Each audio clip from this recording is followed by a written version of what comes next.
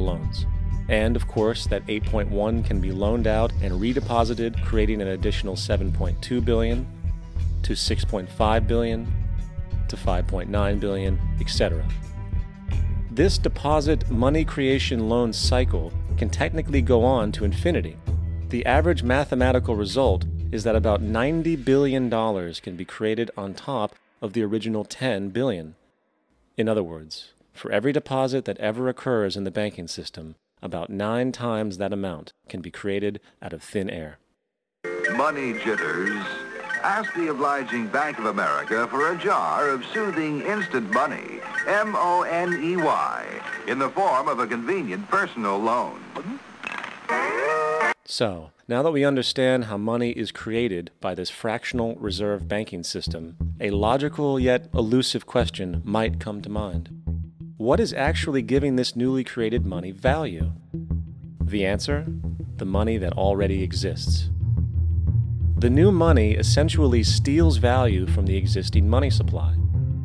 For the total pool of money is being increased irrespective to demand for goods and services. And as supply and demand finds equilibrium, prices rise, diminishing the purchasing power of each individual dollar. This is generally referred to as inflation, and inflation is essentially a hidden tax on the public. What is the advice that you generally get? And that is inflate the currency. They don't say debase the currency. They don't say devalue the currency. They don't say cheat the people who are saved. They say lower the interest rates. The real deception is when we distort the value of money. When we create money out of thin air, we have no savings, and yet there's so-called capital. So my question boils down to this: how in the world can we expect to solve the problems of inflation, that is, the increase in the supply of money, with more inflation? Of course, it can't. The fractional reserve system of monetary expansion is inherently inflationary. For the act of expanding the money supply, without there being a proportional expansion of goods and services in the economy, will always debase a currency. In fact, a quick glance at the historical values of the US dollar versus the money supply reflects this point definitively, for the inverse relationship is obvious. $1 in 1913 required $21.60 in 2007 to match value. That is a 96% devaluation since the Federal Reserve came into existence. Now, if this reality of inherent and perpetual inflation seems absurd and economically self-defeating, hold that thought, for absurdity is an understatement in regard to how our financial system really operates. For in our financial system, money is debt, and debt is money. Here is a chart of the U.S. money supply from 1950 to 2006. Here is a chart of the U.S. national debt for the same period. How interesting it is that the trends are virtually the same.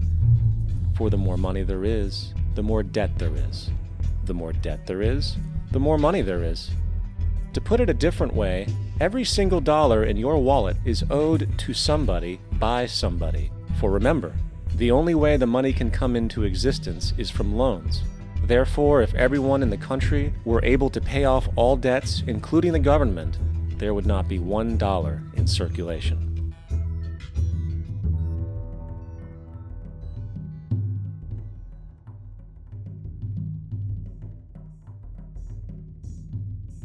In fact, the last time in American history the national debt was completely paid off was in 1835 after President Andrew Jackson shut down the central bank that preceded the Federal Reserve.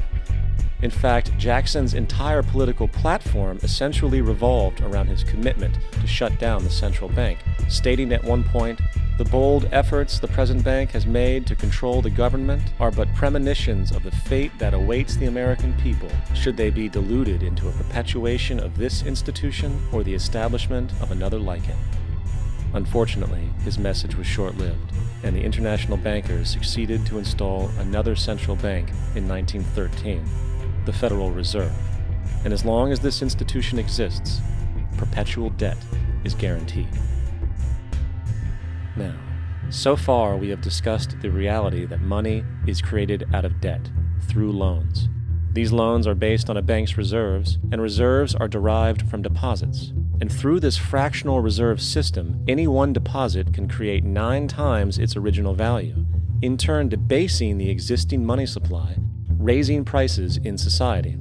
And since all this money is created out of debt and circulated randomly through commerce, people become detached from their original debt, and a disequilibrium exists, where people are forced to compete for labor in order to pool enough money out of the money supply to cover their costs of living. As dysfunctional and backwards as all of this might seem, there is still one thing we have omitted from this equation. And it is this element of the structure which reveals the truly fraudulent nature of the system itself: the application of interest. When the government borrows money from the Fed, or when a person borrows money from a bank, it almost always has to be paid back with accrued interest. In other words, almost every single dollar that exists must be eventually returned to a bank with interest paid as well. But if all money is borrowed from the central bank and is expanded by commercial banks through loans, only what would be referred to as the principal is being created in the money supply. So then, where is the money to cover all of the interest that is charged? Nowhere. It doesn't exist. The ramifications of this are staggering, for the amount of money owed back to the banks will always exceed the amount of money that is available in circulation. This is why inflation is a constant in the economy, for new money is always needed to help cover the perpetual deficit built into the system, caused by the need to pay the interest. What this also means is that mathematically, defaults and bankruptcy are literally built into the system, and there will always be poor pockets of society that get the short end.